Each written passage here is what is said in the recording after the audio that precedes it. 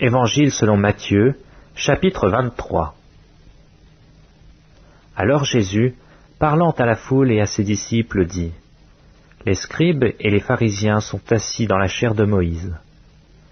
Faites donc et observez tout ce qu'ils vous disent, mais n'agissez pas selon leurs œuvres, car ils disent et ne font pas.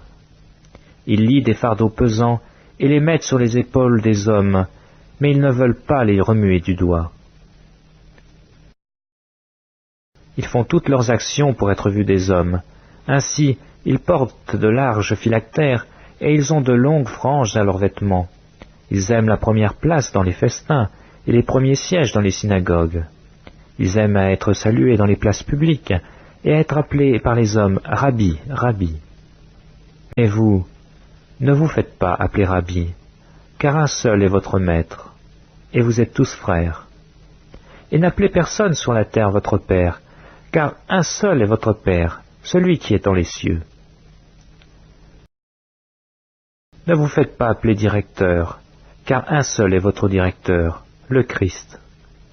Le plus grand parmi vous sera votre serviteur. Quiconque s'élèvera sera abaissé, et quiconque s'abaissera sera élevé. Malheur à vous, scribes et pharisiens, hypocrites, parce que vous fermez aux hommes le royaume des cieux. Vous n'y entrez pas vous-même, et vous n'y laissez pas entrer ceux qui veulent entrer. Malheur à vous, scribes et pharisiens hypocrites, parce que vous dévorez les maisons des veuves, et que vous faites pour l'apparence de longues prières. À cause de cela, vous serez jugés plus sévèrement.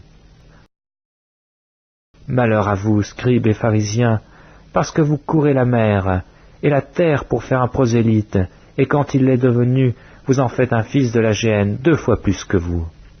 Malheur à vous, conducteurs aveugles, qui dites : si quelqu'un jure par le temple, ce n'est rien, mais si quelqu'un jure par l'or du temple, il est engagé. Insensé et aveugle, lequel est le plus grand, l'or ou le temple qui sanctifie l'or ? Si quelqu'un, dites-vous encore, juge par l'autel, ce n'est rien, mais si quelqu'un jure par l'offrande qui est sur l'autel, il est engagé.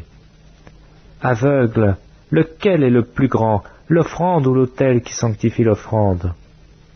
Celui qui jure par l'autel et par tout ce qui est dessus.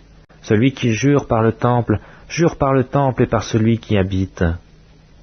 Et celui qui jure par le ciel, jure par le trône de Dieu et par celui qui est assis. Malheur à vous, scribes et pharisiens hypocrites, parce que vous payez la dîme de la menthe, de la nette et du cumin, et que vous laissez ce qui est plus important dans la loi, la justice, la miséricorde et la fidélité. C'est là ce qu'il fallait pratiquer, sans négliger les autres choses. Conducteur aveugle, qui coulait le moucheron et qui avalait le chameau. Malheur à vous, scribes et pharisiens hypocrites, parce que vous nettoyez le dehors de la coupe et du plat, et qu'au-dedans ils sont pleins de rapine et d'intempérance. Pharisiens aveugles, nettoie premièrement l'intérieur de la coupe et du plat, afin que l'extérieur aussi devienne net. Malheur à vous, scribes et pharisiens hypocrites, parce que vous ressemblez à des sépulcres blanchis, qui paraissent beaux au dehors, et qui au-dedans sont pleins d'ossements de mort et de toute espèce d'impureté. Vous de même, au dehors, vous paraissez justes aux hommes, mais au-dedans vous êtes pleins d'hypocrisie et d'iniquité. Malheur à vous, scribes et pharisiens hypocrites, parce que vous bâtissez les tombeaux des prophètes et ornez les sépulcres des justes. Et que vous dites : si nous avions vécu du temps de nos pères, nous ne serions pas joints à eux pour répandre le sang des prophètes. Vous témoignez ainsi contre vous-même que vous êtes les fils de ceux qui ont tué les prophètes. Comblez donc la mesure de vos pères, serpents, race de vipères. Comment échapperez-vous au châtiment de la géhenne ? C'est pourquoi, voici, je vous envoie des prophètes, des sages et des scribes. Vous tuerez et crucifierez les uns, vous battrez de verges les autres dans vos synagogues, et vous les persécuterez de ville en ville, afin que retombe sur vous tout le sang innocent répandu sur la terre, depuis le sang d'Abel et le juste jusqu'au sang de Zacharie, fils de Baraki, que vous avez tué entre le temple et l'autel. Je vous le dis en vérité, tout cela retombera sur cette génération. Jérusalem, Jérusalem, qui tue les prophètes et qui lapide ceux qui te sont envoyés, combien de fois ai-je voulu rassembler tes enfants, comme une poule rassemble ses poussins sous ses ailes, et vous ne l'avez pas voulu. Voici, votre maison vous sera laissée déserte.